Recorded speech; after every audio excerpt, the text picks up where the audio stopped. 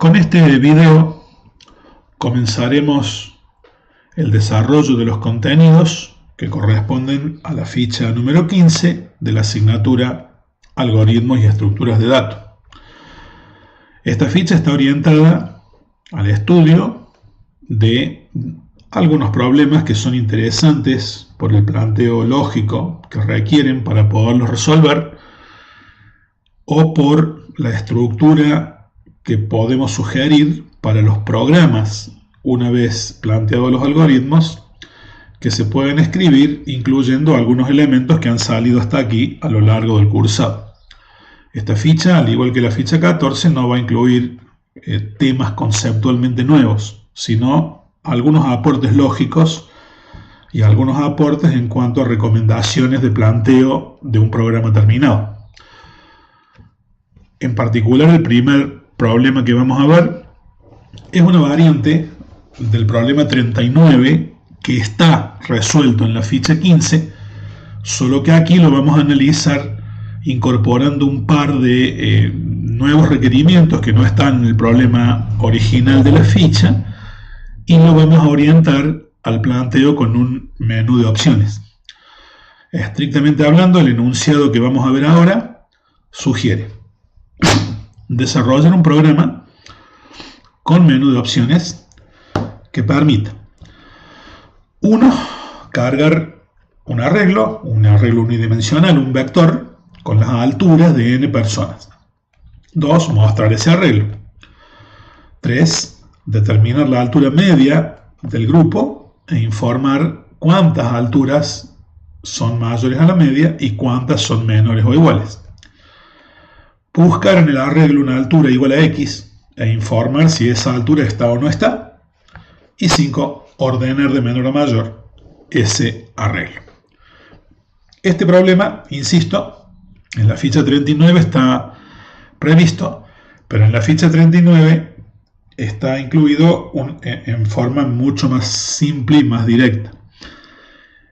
En la ficha 39 se pide cargar el arreglo, calcular la altura media, informar cuántas son mayores a la media y cuántas son menores a la media y nada más. Y el objetivo de ese simple problema incluido en la ficha 39 es mostrar que para resolver el punto que aquí es el punto 3, en rigor hace falta procesar el arreglo con dos recorridos. Se está pidiendo calcular el promedio de todas las alturas que se encuentran en el arreglo, pero obviamente para hacer eso primero hay que calcular el promedio. Y esa es la idea. La resolución de ese punto requiere un ciclo para acumular todas las alturas que se encuentran en el arreglo, sin preguntar quién es mayor y quién es menor, porque el promedio todavía no está calculado. Y una vez que se acumularon todas las alturas, calcular el promedio dividiendo ese acumulador por el tamaño del vector.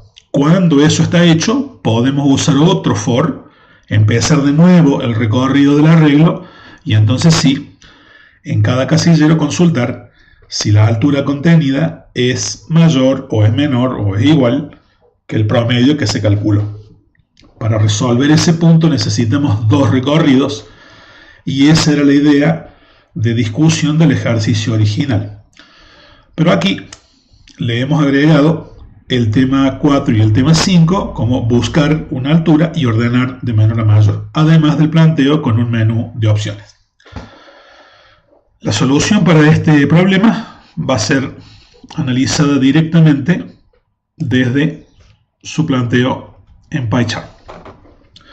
El modelo que acompaña la ficha, F15 arreglos, trae la resolución del problema 39 original en este programa que se llama test01. El programa test01 incluye una función para cargar el arreglo, una función para calcular el promedio y una función para hacer el conteo que se nos pidió.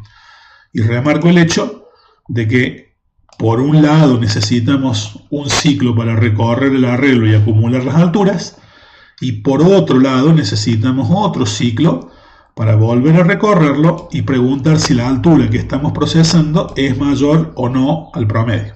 Dos recorridos para cumplir con ese punto. Pero aquí la función test simplemente carga el arreglo, calcula la media, calcula los mayores, las cuentas, muestra y termina en forma secuencial. Y ese es el planteo esencial y básico del problema 39 como está en la ficha.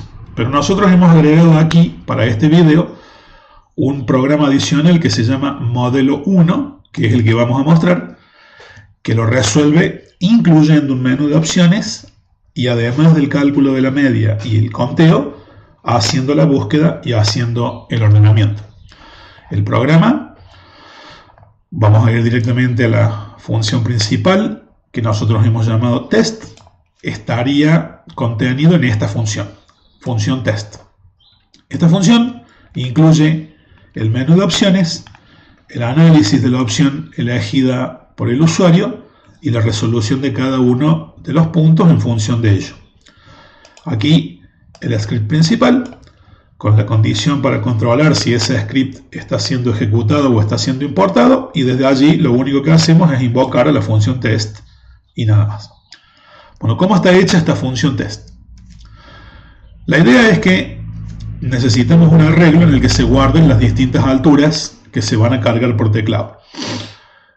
Estamos sugiriendo que ese arreglo sea, la variable para manejar ese arreglo sea inicialmente definida al comenzar el script principal, de manera tal que se deje claro para este script que esa variable se va a utilizar para manejar un arreglo, aunque el arreglo inicialmente esté vacío.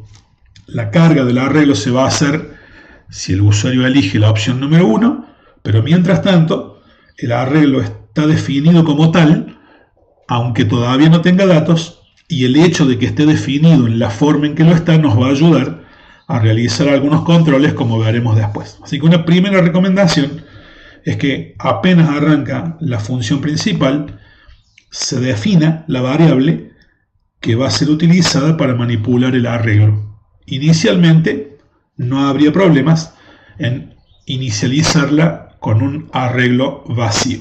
Lo que queremos que quede claro es que esa variable es conveniente que esté inicializada como un arreglo, aunque esté vacío. Luego viene el control del menú. Aquí el planteo de las opciones que van a aparecer en pantalla se hace con una serie de instrucciones print, y en cada una de las print estamos mostrando lo que se llaman cada una de las opciones operativas.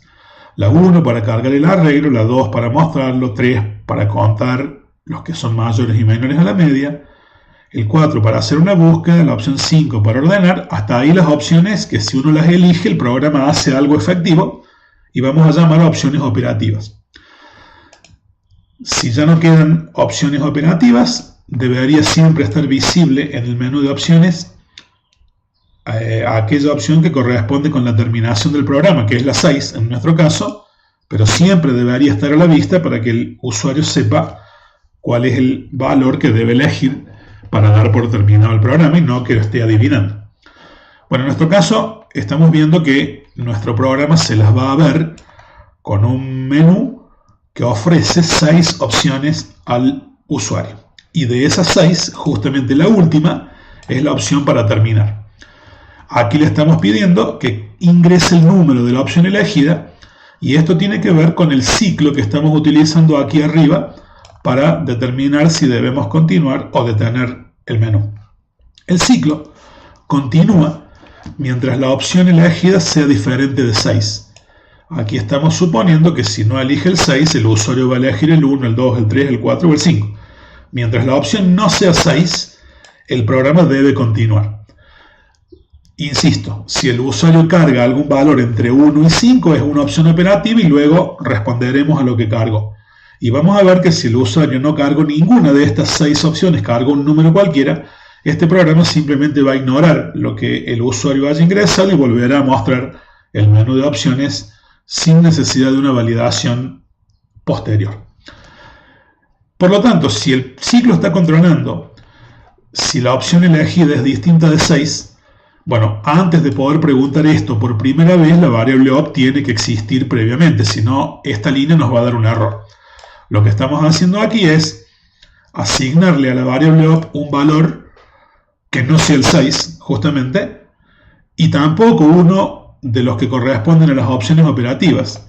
Le asignamos a la variable op un valor ficticio que haga verdadera esta condición la primera vez que llegamos al ciclo, convirtiendo a este ciclo while en un ciclo 1n, es decir, un ciclo tal que garantiza que al menos una vez se va a ejecutar el bloque de acciones. El ciclo while en general es un ciclo de la forma 0n. Como puede ocurrir que la condición de control sea falsa la primera vez que preguntamos, si eso llega a ocurrir, el bloque de acciones no se va a ejecutar nunca. Y la expresión 0n tiene que ver con eso. El 0 está indicando el bloque de acciones podría no ejecutarse nunca si la condición es falsa de entrada. Y si la condición no es falsa de entrada, entonces el bloque podrá ejecutarse n veces, siendo n un número indeterminado, pero finito si el ciclo está bien planteado. En este caso estamos queriendo que al menos una vez el menú se muestre, al menos una vez el usuario pueda elegir una opción y al menos una vez el programa pueda controlar qué opción eligió el usuario. Si el usuario eligió la opción 6, el programa terminará. Pero como queremos al menos una vez ejecutar esto, necesitamos que este ciclo nos garantice esa primera entrada. Y la forma de hacerlo, digamos, la forma de convertir un ciclo 0n en un ciclo 1n es plantear el 0n e inicializar las variables con las que vamos a controlar a ese ciclo de forma tal que la primera vez que se pregunte se garantice que la condición sea verdadera. Acá estamos poniendo un -1 que no va a tener ningún efecto y como el -1 es distinto de 6, esto es verdadero y el ciclo va a comenzar. En ese momento se muestra el menú y se le pide al usuario que ingrese la opción elegida. En este momento el usuario ingresa la opción que él quiera y con eso elimina el -1 que valía la variable op. Si eligió la 1, la 2 o la 3, ese es el valor que va a tener op cuando lleguemos a este if la primera vez. Y el valor que inicialmente tenía op fue utilizado como una especie de flag para garantizar que el ciclo al menos una vez arranque. Pues bien, si el usuario elige la opción número 1, estamos pidiendo que se cargue el arreglo, o la 2 para mostrarlo, o la 3 para contar, etcétera, etcétera. La estructura está prevista aquí.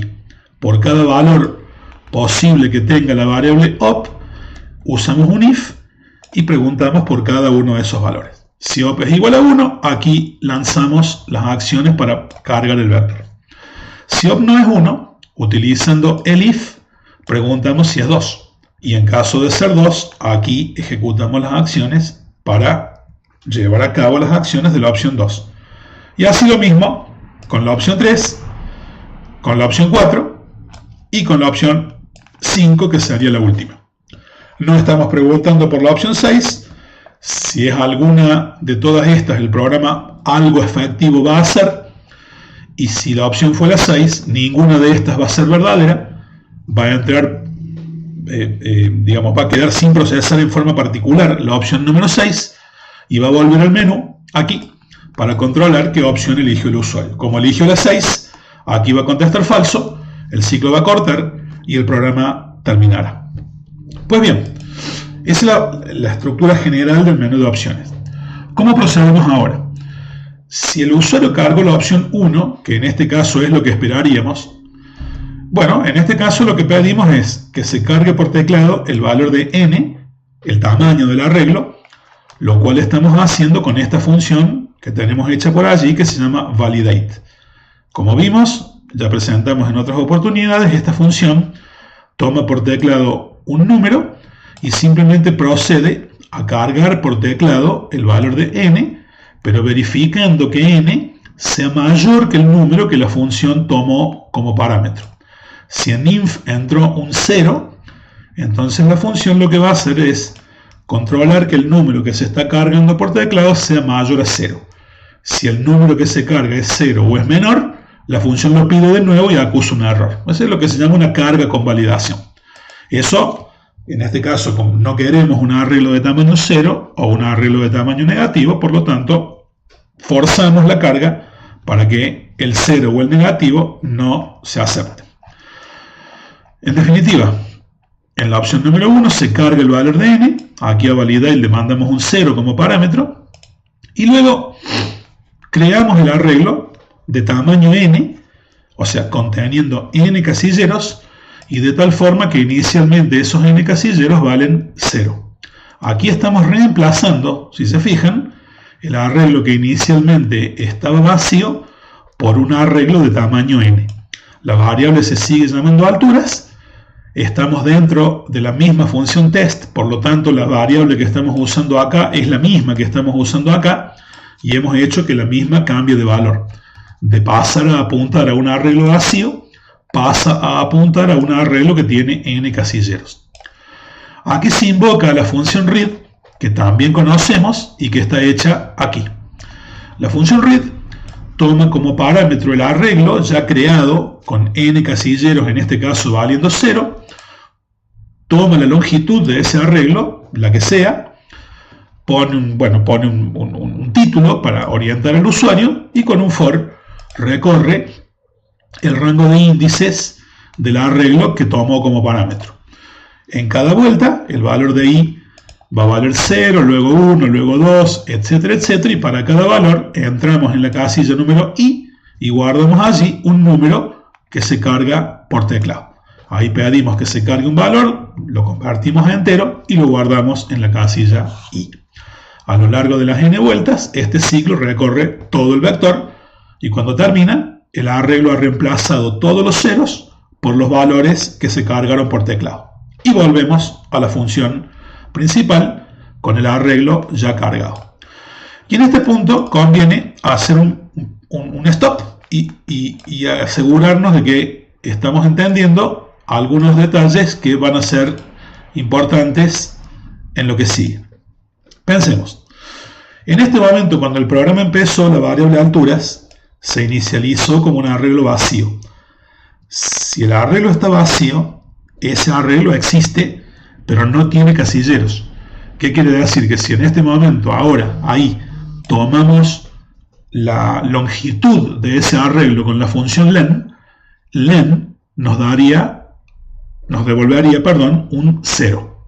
Si el arreglo está vacío, su longitud es 0 y eso es lo que devolvería len. Pero aquí hemos creado un arreglo de tamaño n y hemos validado que n no sea 0, sea mayor a 0. Por lo tanto, acá el arreglo tiene una longitud diferente de 0 y eso es lo que esta función read carga. Si de ahora en adelante, una vez entrado por esta opción, de ahora en más, preguntamos de qué tamaño es el arreglo, la función len nos va a devolver un número mayor a 0. Y ese detalle nos va a servir para preguntar en cada vuelta de este ciclo que controla el menú si el arreglo ha sido cargado o no. Y la idea es, desde el punto de vista operativo, muy sencilla. Este es un programa que cuando arranca muestra un menú y el usuario es el que decide en qué orden elige estas opciones. El programa arranca y el usuario el usuario tiene la opción de decidir si quiere, en vez de elegir la opción número 1, elegir directamente la opción 4 y luego la 2, luego la 3 y recién la 1. Si me están ofreciendo un menú de opciones, esas opciones se ejecutan a pedido del programador y no necesariamente en el orden secuencial en el que están siendo vistas. ¿Y esto qué implica? Que si el programa arranca y el usuario nunca elige la opción número 1 y elige las otras, estaría pidiendo al programa que procese un arreglo que todavía no se cargó.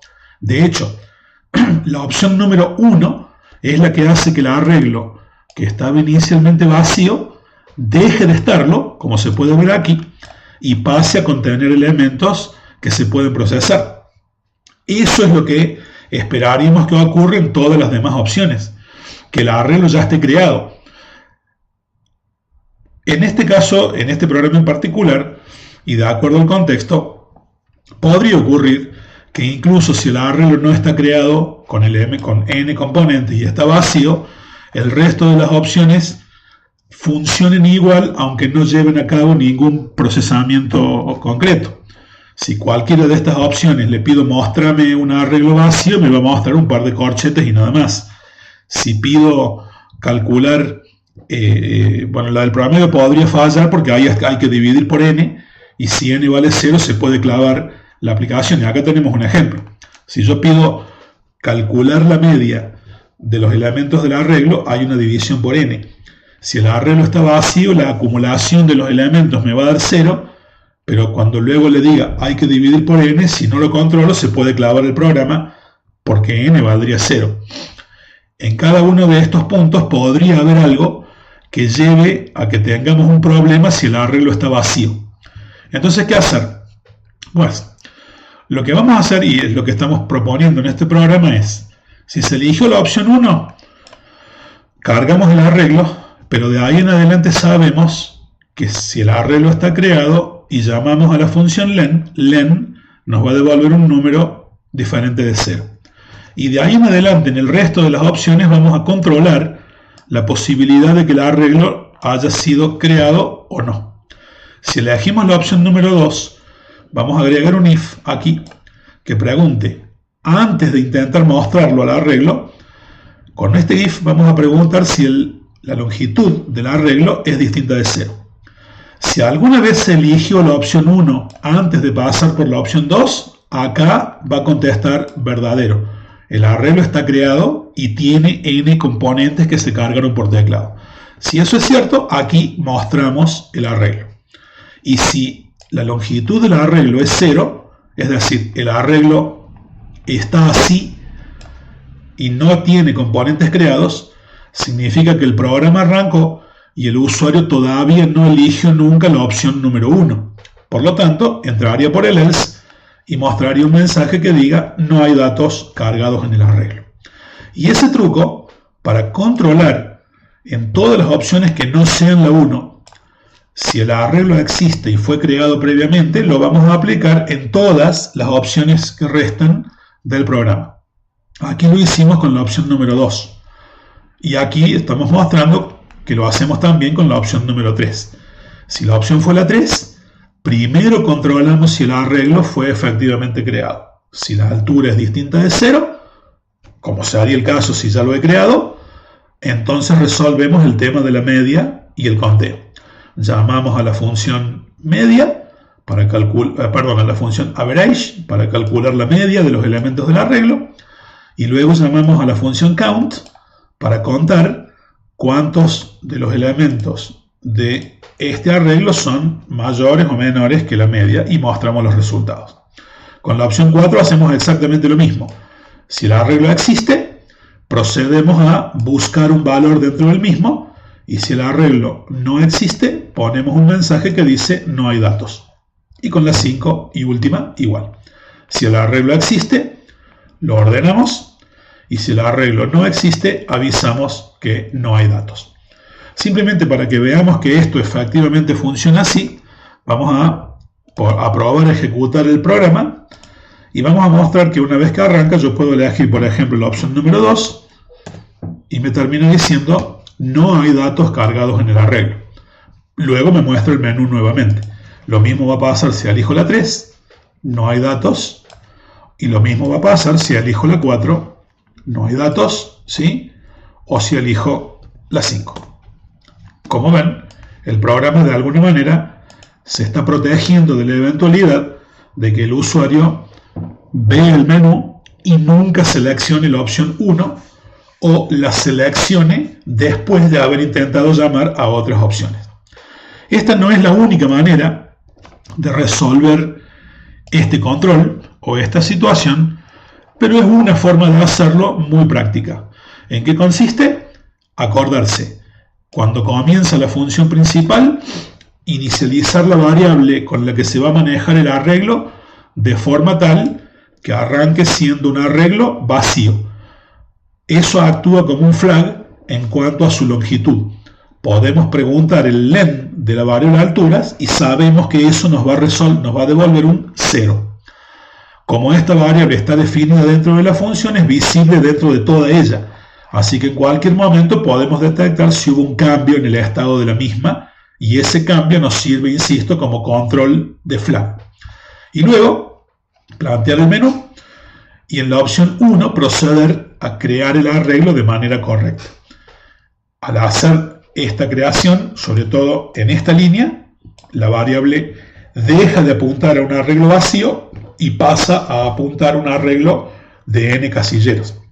Como tiene n casilleros, la función len va a devolver n cada vez que la llamemos y allí entonces ya tenemos garantizado que podemos distinguir entre arreglo vacío y arreglo que no lo está.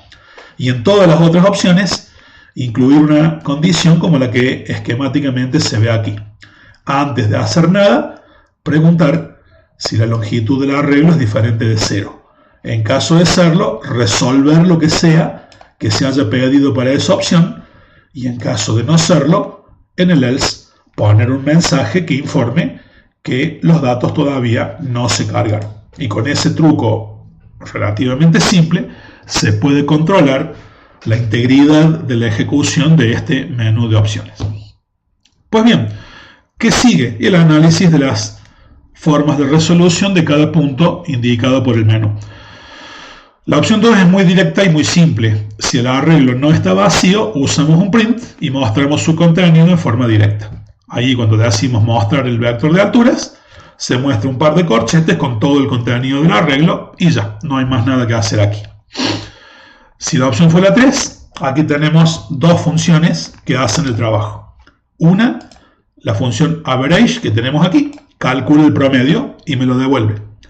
Y la otra, count, toma como parámetro el vector de alturas y el promedio que acabo de calcular, esta variable contendría el promedio y esta función cuenta cuántos de los números contenidos en el vector son mayores a este valor y cuántos de los números son menores o iguales a este valor. Y me devuelve los dos resultados con un return. El primero que devuelve es el contador de los que son mayores y el segundo que devuelve es el contador de los que son menores. Aquí procedemos a mostrar los tres resultados y las dos funciones a las que me estoy refiriendo se ven aquí. La función average toma el arreglo como parámetro. Lo que hace es inicializar la variable n con el tamaño de ese arreglo y el acumulador s en 0. Recorre el arreglo, en realidad recorre el rango de índices del arreglo y en cada vuelta procede a tomar el valor que se encuentra en la casilla número i y acumula ese valor en el acumulador. Cuando el for termina, dividimos el acumulador por n y devolvemos ese valor.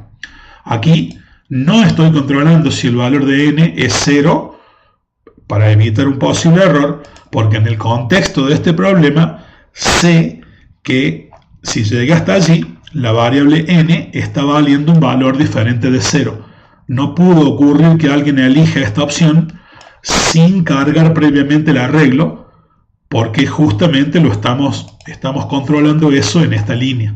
Y por lo tanto, si el arreglo se cargó, estoy positivamente seguro que el valor de n no puede ser 0, porque la función validate está justamente validando eso. Así que en este caso puedo obviar el control. Aquí calculo el promedio y regreso. Y la función count toma el vector de alturas, toma la media, aquí se entera de qué tan largo es el arreglo para saber qué tan profundo debe llegar este for, inicializa los dos contadores C1 y C2 en 0 y dentro del for, aquí, controlamos si el valor contenido en la casilla número i del arreglo es mayor a la media que me informaron acá. Si es mayor lo cuento en el contador C1 y si no es mayor, o sea es menor o es igual, lo cuento en el contador C2. Cuando el for termina, retorno ambos contadores y asunto terminado. Y lo que quiero remarcar aquí es que este punto en particular, como ya dijimos, debe resolverse haciendo dos recorridos. Un recorrido, que es el que estamos viendo aquí, con ese for, para acumular los elementos y calcular el promedio. Y otro recorrido, que es el que estamos haciendo aquí con este for, para contar los valores dentro del arreglo que son mayores al promedio. No puedo resolver este problema con un solo recorrido. El promedio solo podrá conocerse cuando hayamos terminado de recorrer el arreglo entero una vez para acumular sus valores. Y si mientras voy recorriendo voy calculando el promedio que estoy calculando es lo que se llama un promedio parcial, no el promedio total. Y los resultados que estaría contando en las variables C1 y C2 serían absolutamente incorrectos. Necesitamos 2 recorridos para resolver este sencillo punto. Muy bien, eso resolvería el punto 3. Y nos quedarían el punto 4, que es cargue una altura y búsquela, y el punto 5, que es ordenar. Y aquí lo que cabe es una pequeña discusión de contexto. El punto 4, la opción número 4, si es elegida, de nuevo, controla que el arreglo exista, y si el arreglo existe, pedimos que se cargue por teclado un valor X, y llamamos a una función que aquí hemos denominado search, a la cual le pasamos el vector de alturas y le pasamos el valor de X. La función search, como ya sabemos, va a buscar el valor de X en el vector de alturas y en caso de encontrarlo me va a devolver en la variable post el índice del casillero donde encontró a X, si lo encontró. Y si no lo encontró, me va a devolver en esta variable el valor -1. Pues bien, la pregunta que cabe hacerse aquí es si esta función debe programar la búsqueda secuencial o debe programar la búsqueda binaria. Recordemos que la búsqueda binaria es mucho más rápida que la búsqueda secuencial y por lo tanto uno pensaría, en la medida que pueda, tendría que intentar programar la búsqueda binaria. Pero también recuerden que la búsqueda binaria exige que el arreglo esté ordenado. Entonces, si uno analiza el contexto de este problema de manera algo inocente y sin fijarse en los detalles, podría decir, pero la opción número 5 está ordenando el arreglo. Por lo tanto, si el arreglo va a estar ordenado, cuando pida hacer una búsqueda debería ser binaria. El razonamiento tiene una parte correcta y una parte incorrecta. Si podemos garantizar que cada vez que entremos en la opción 4, toda y cada vez que entremos en la opción 4 el arreglo va a estar ordenado, entonces sí, la respuesta es correcta, hay que aplicar búsqueda binaria, sin duda. Pero el hecho es que en este contexto, en el contexto de este problema en particular, no podemos garantizar que cada vez que entremos por aquí el arreglo esté ordenado. Esto es un menú de opciones. Y si esto es un menú de opciones, el usuario es el que decide qué opciones activa y qué opciones no activa. Si el usuario arranca el programa, carga el arreglo y luego directamente elige la opción 4 para buscar una altura y nunca ordenó el vector, aplicar búsqueda binaria sería un error porque el arreglo estaría desordenado y no tendría garantía de encontrar o que la búsqueda funcione correctamente. Podría ocurrir, de hecho, en este contexto, que el usuario nunca elija la opción 5. Podría ocurrir, que jamás ocurra. Entonces, en ese caso, el planteo con búsqueda binaria sería un error, simplemente no funcionaría. Entonces uno podría decir, bueno, podemos de alguna manera asegurarnos que cuando entremos a la opción número 4, se pregunte si el arreglo está ordenado o no, por lo cual habría que utilizar con la opción número 5, algún tipo de marcado usando un flag parecido como hicimos con la opción número 1, y al llegar a la opción 4, además de preguntar si el arreglo existe, con otro flag preguntar si el arreglo está ordenado. Y en caso de estarlo, aplicar búsqueda binaria, y si no lo está, aplicar búsqueda secuencial. Bueno, eso agregaría un poco más de control en la opción número 4 y un nuevo flag para la opción número 5, además del hecho de que tendríamos que programar los dos métodos, ¿no? Por un lado la búsqueda secuencial si el arreglo no está ordenado, y por el otro lado la búsqueda binaria si el arreglo estuviese ordenado. Esa podría ser una solución que haría que este programa tenga una estructura un poco más compleja, pero podría ser una solución. En este caso no la hemos aplicado porque, bueno, nos hemos dirigido hacia una estructura de programa más directa y más simple. Pero lo que hemos acabado de indicar podría ser adecuado en ese caso. Otra solución podría ser que cuando se cargue el arreglo, en el momento de cargarlo se invoque a la función que ordena el arreglo, por un lado, que es una técnica.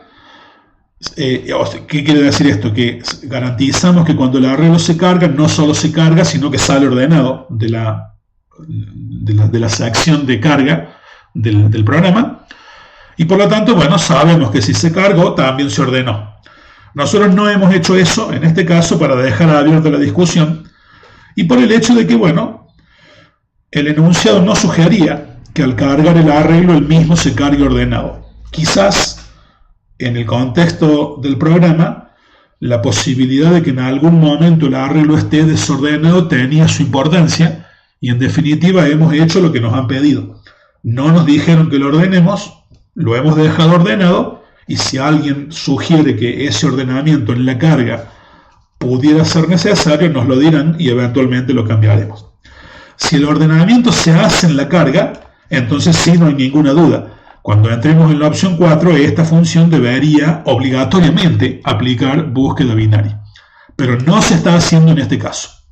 Y en definitiva, en la situación actual, en la forma en que ahora está planteado este programa, vamos a decirlo de una vez y por todas, no corresponde aplicar búsqueda binaria en el punto 4.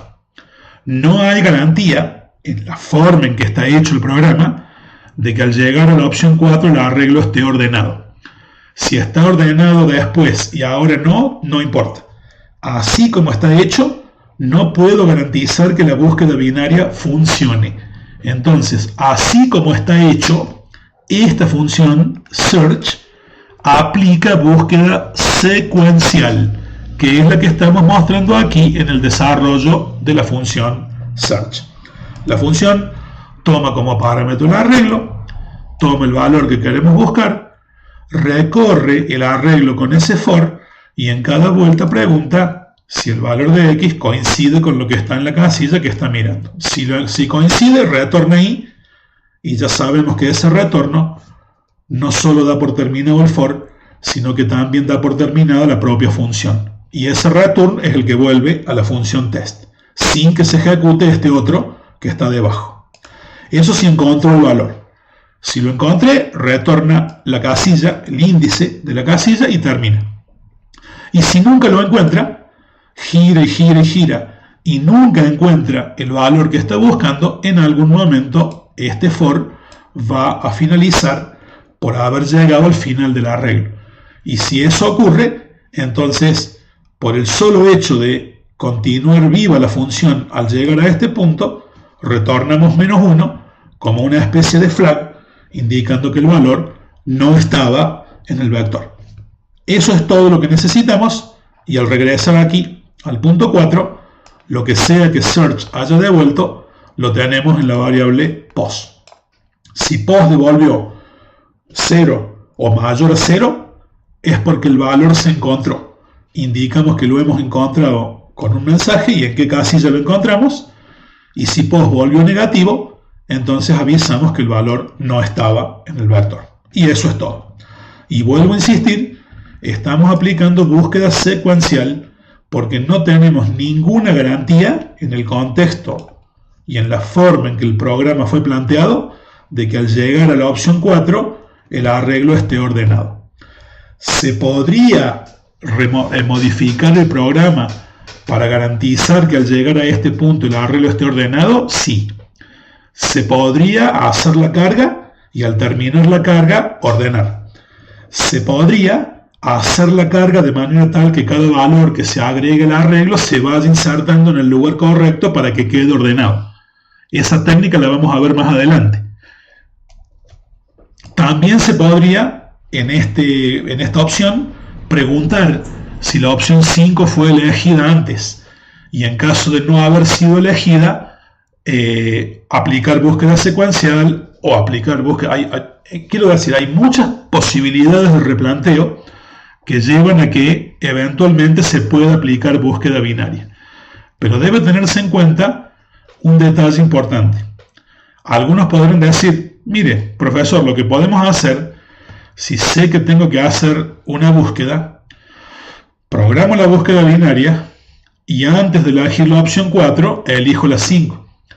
Si cada vez que quiero hacer una búsqueda, elijo primero la 5 y luego elijo la 4, listo. Con eso la búsqueda binaria funciona. Desde el punto de vista del funcionamiento es cierto, va a funcionar, pero desde el punto de vista de la optimización del tiempo de ejecución, ese programador está cometiendo un error de concepto.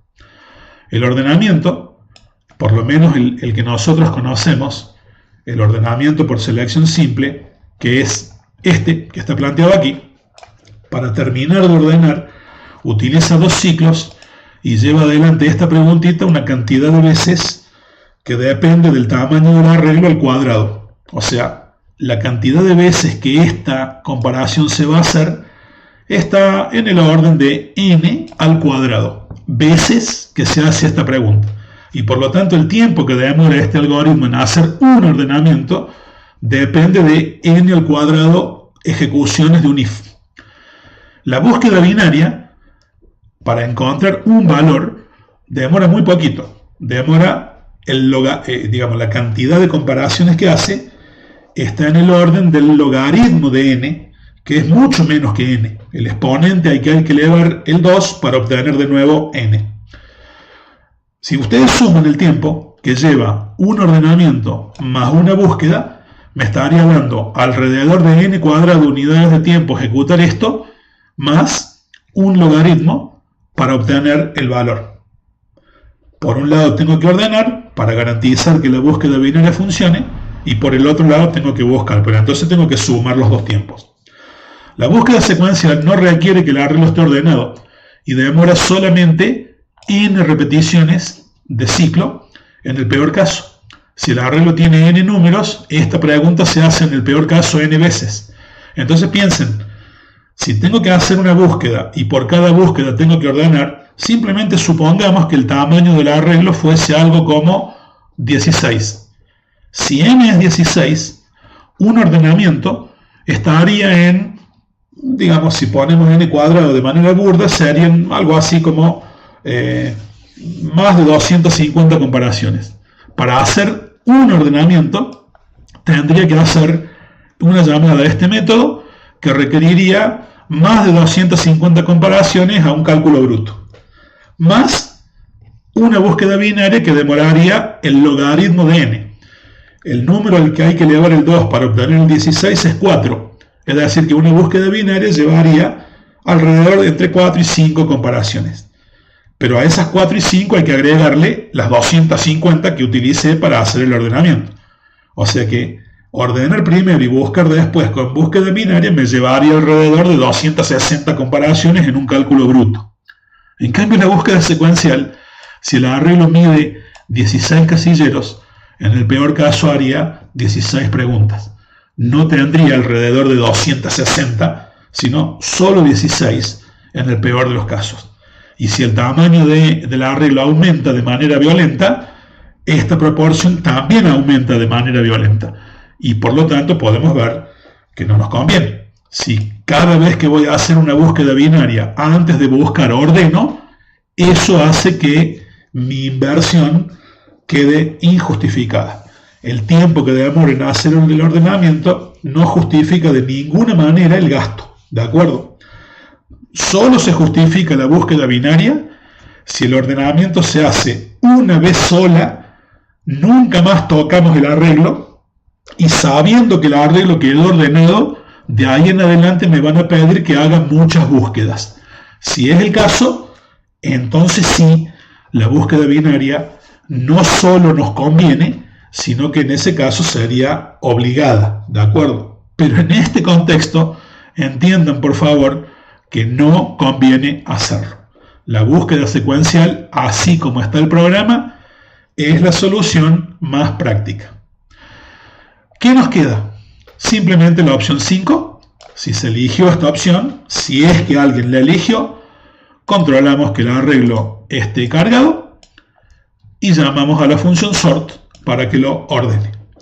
La función sort aplica el único algoritmo que hasta ahora hemos explicado para ordenar un arreglo, que es el ordenamiento por selección simple. Este ordenamiento pone los dos ciclos for que ya conocemos, controla si la altura que estoy mirando en la casilla de la izquierda es más grande que la que estoy mirando en la casilla de la derecha, y en ese caso las invierte. Y así hace con cada par de casillas invertidas que encuentre. Existen algoritmos de ordenamiento que son mejores que este, que en vez de demorar en el orden de n al cuadrado, demoran bastante menos en el orden de n por el logaritmo de n, pero la cuenta que acabo de hacer yo para justificar que la búsqueda binaria no es necesaria sigue siendo válida. Sigue siendo muy caro ordenar un arreglo, aun cuando utilicemos métodos mucho mejores que este. Sigue siendo muy caro ordenar un arreglo si nuestra idea es ordene y luego busque. Ordenar, buscar, ordenar, buscar, ordenar, buscar, ordenar, buscar con búsqueda binaria nunca es una técnica razonable. La búsqueda binaria, insisto y para terminar, es aplicable si el arreglo se ordena de una vez y para siempre y no lo tocamos más. Y una vez que quedó ordenado y ya está hecho el gasto, de ahí para adelante cada búsqueda que venga se aplica en forma binaria para hacerlo mucho más rápido que con búsqueda secuencial. Pero si mi idea peregrina es ordene, busque, ordene, busque, ordene, busque, ordene, busque, cada vez que ordene estoy gastando una enorme cantidad de tiempo para favorecer una sola búsqueda veloz. En ese caso, el par de operaciones ordene, busque, ordene, busque, ordene, busque, ordene, busque debe ser reemplazado por simplemente busque en forma secuencial. Y ya. Muy bien, con eso terminamos de explicar toda la estructura del programa y hacemos una ejecución para hacer ver que efectivamente funciona. Si elegimos la opción número 1, a lo mejor cargamos 5 números. Acá podemos cargar los números en centímetros, ¿no? 175, 180, 170, 165 y 190. Números que expresan alturas de distintas personas. Ya está cargado el arreglo. Si le pedimos que lo muestra en el orden que se cargó, ¿sí? Si yo ahora le digo elijo la opción 5, lo va a ordenar de menor a mayor. Obviamente no me lo muestra. Si lo quiero ver, lo elijo mostrarlo con la opción número 2 y allí me lo muestra, como pueden ver. Si elijo la opción número 3, calculo la media, que es en este caso 176. Tengo 2 mayores que la media y 3 que son menores o iguales. Y si ahora pido buscar un valor, por ejemplo el 180, en este caso me dice lo encontré en la casilla 3. La casilla 3, 0, este arreglo no me acuerdo si está ordenado, sí, casilla 3, 0, 1, 2, 3, acá está. No me acordaba si yo lo había ordenado o no, pero aquí el 180 está en la casilla 3, que es efectivamente lo que me está indicando aquí. El arreglo tiene 5 elementos numerados del 0 al 4. Esta última es la 4 y esta es la 3. Una vez ordenados los elementos, en la 3 quedó el 180. Estoy mirando que originalmente, vean, el 180 estaba en la 1, pero después de ordenarlo hicimos la búsqueda. Muy bien. Un solo detalle, observen que si yo aquí elijo, por ejemplo, la opción 8, que no es ninguna de las válidas, ¿qué hace el programa? El programa directamente no hace nada, ignora mi carga como si no hubiese hecho nada y me vuelve a mostrar el menú de opciones pidiéndome que cargue de nuevo el valor de la opción elegida. Así que en rigor no es estrictamente necesario que el programa de alguna manera valide qué opción cargué, porque este ciclo está haciendo la validación de manera indirecta, ¿de acuerdo? Las únicas opciones a las que va a responder son estas 6. Si alguien carga un número que no sea ninguno de esos 6, el programa va a dar una vuelta sin hacer nada y va a mostrar todas estas opciones de nuevo sin realizar ninguna acción en particular. Así que no es necesario preocuparse por valores que no sean los que están previstos en el menú. Con eso terminamos de mostrar cómo resolver este problema aquí voy a dar por terminada la ejecución y damos por ello por terminada la explicación de cómo resolver este caso.